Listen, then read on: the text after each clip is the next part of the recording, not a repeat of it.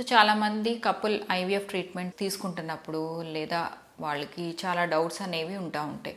So eggs తీస్తున్నప్పుడు కంపల్సరీగా మేము form అయిన ఎంబ్రియోస్ని బేబీస్ని మేము కంపల్సరీ ఫ్రీజ్ చేసుకుని వెళ్ళాలా మేడం ట్రాన్స్ఫర్కి, ఎప్పుడైతే ఎగ్స్ తీస్తారో అప్పుడే వెంటనే పెట్టేయచ్చు కదా అని అడుగుతూ ఉంటారు కపుల్. సో ఇందులో ముఖ్యంగా ఏంటంటే అందరికీ ఎంబ్రియోస్ ఫ్రీజ్ చేసుకోవాల్సిన అవసరం ఉండదు, కానీ 60% నుంచి 70% safe and effective and more success rate అనేది ఇలా ఫ్రీజ్ చేసుకున్న తర్వాత ఎంబ్రియో ట్రాన్స్ఫర్కి వెళ్తే సక్సెస్ రేట్ అనేది బాగుంటుంది. బట్ అందరికీ అవసరం లేదు.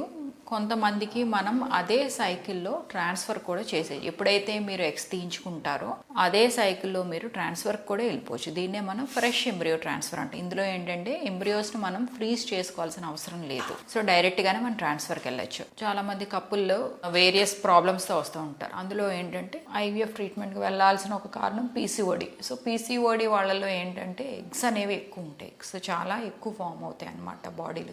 ఇచ్చిన ఇంజెక్షన్స్కి ఎక్కువ స్టిమ్యులేట్ అవుతాయి అన్నమాట. ఓవరీ ఎక్కువ హైపర్ స్టిమ్యులేట్ అయ్యి ఎగ్స్ కూడా ఎక్కువ రిలీజ్ అవుతాయి. సో ఎగ్స్ కూడా ఎక్కువ ఫామ్ అవుతున్నప్పుడు హార్మోన్ లెవెల్స్ అన్ని ఉండాల్సిన దానికంటే ఎక్కువ ఉంటాయి. దీన్ని supra physiological elevation of oestrogen. ఇది ఎంబ్రియో పెట్టడానికి అంత హెల్ప్ అవ్వదు. సో వీళ్ళకి ఏంటంటే కంపల్సరీగా ఎగ్స్ గ్రో అయిన తర్వాత అవి తీసిన తర్వాత అదే సైకిల్లో అనేది మనం ట్రాన్స్ఫర్ చేయడానికి ఉండదు. ఎంబ్రియో ఫామ్ చేసిన తర్వాత డెఫినెట్గా దాన్ని వాళ్ళు ఫ్రీజ్ చేసుకోవాలి. సో 1 month గ్యాప్ తర్వాత అప్పుడు ట్రాన్స్ఫర్కి వెళ్ళమంటాం. ఆల్మోస్ట్ 90% పీసీఓడి వాళ్ళలో ఇలాగే వెళ్ళాలి. సో ఇంకోటి థైరాయిడ్ ప్రాబ్లం ఉన్న వాళ్ళలో కూడా ఇలాగ ఫ్రీజ్ చేసుకోవాలా మేడం అని అడుగుతుండే. సో థైరాయిడ్ ప్రాబ్లం ఉన్నంత మాత్రాన ఫ్రీజ్ చేసుకుని వెళ్ళాలని కంపల్సరీ ఏం లేదు. Depending upon there egg count, వాళ్ళ లైనింగ్ బట్టి, వాళ్ళ ప్రొసీజర్స్కి ఏమైనా వెళ్ళిన తర్వాత ట్రాన్స్ఫర్కి వెళ్తే బెటరా, ఇవన్నీ చూసుకుని మనము వాళ్ళ హార్మోన్ లెవెల్స్ బాగున్నాయా అని చెక్ చేసుకున్న తర్వాత మనం వాళ్ళ ఎంబ్రియోస్ ఫ్రీజ్ చేసుకోవాలా లేదా ఫ్రెష్ ట్రాన్స్ఫర్కి వెళ్ళాలా అనేది వాళ్ళతో కపుల్తో డిసైడ్ అయ్యి